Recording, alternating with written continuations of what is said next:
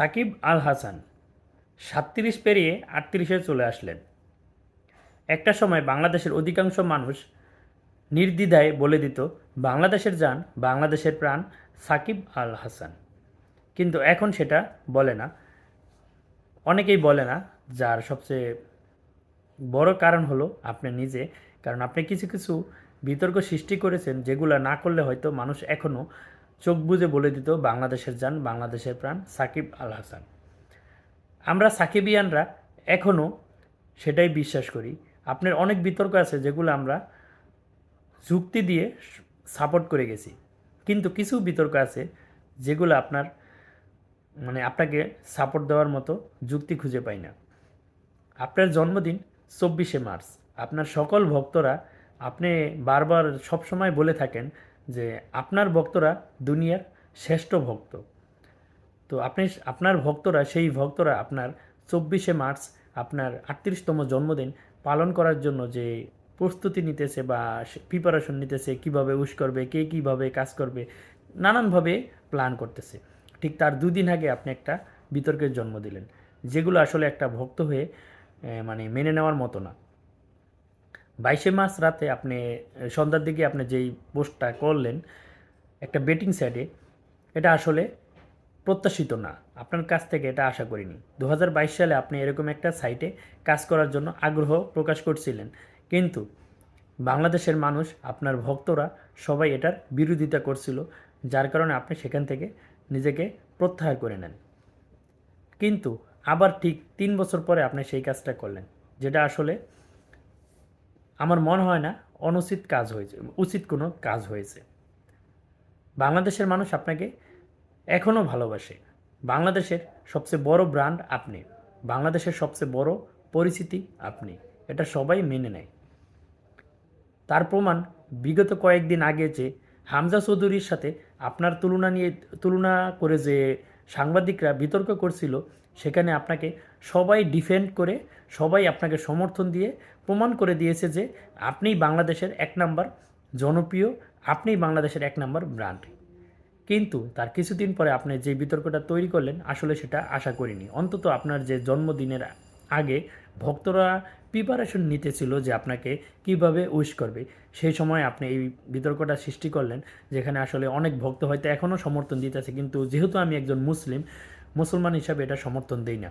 এটা অনেকে বলতে পারেন যে বাংলাদেশে তো অনেক মানুষ যারা খেলা দেখে, বিশেষ করে আইপিএল, অন্যান্য যে লিগগুলো হয়, তারা বেশিরভাগই এই জুয়ার সাথে যুক্ত। যেহেতু সাকিবিয়ানদের একটা বেশিরভাগ অংশ এই জুয়া পছন্দ করে না বা জুয়ার সাথে জড়িত না, আমরা অনেকেই এইগুলো পছন্দও করি না। তাই আমরা বলতে পারি যে কে কী করলো সেটা আমাদের দেখার বিষয় না। এটাও ঠিক যে যারা বেশি সমালোচনা করে এই সাকিবকে বেটিং সাইডে কাজ করার জন্য বিভিন্ন নামে ডাকে, তারাই সবচেয়ে বেশি এই সাইডে গিয়ে পড়ে থাকে। আমরা সেই তর্কে যাইতে চাই না। আমরা শুধু চাই একটাই, আপনার এই ৩৮তম জন্মদিন আমাদের একটাই চাওয়া, আপনি আর নতুন করে কোনো বিতর্কের জন্ম দিবেন না। আপনি আপনাকে আপনার আপনার ভক্তরা পাগলের মতো ভালোবাসে। আপনার ভক্তরা সব সময় সমর্থন দিয়ে গেছে। আপনার এই যে সবচেয়ে কেরিয়ারের সবচেয়ে বাজে সময়, এখনও আপনাকে নিরঙ্কুশভাবে আপনার ভক্তরা সমর্থন দিয়ে যাইতেছে।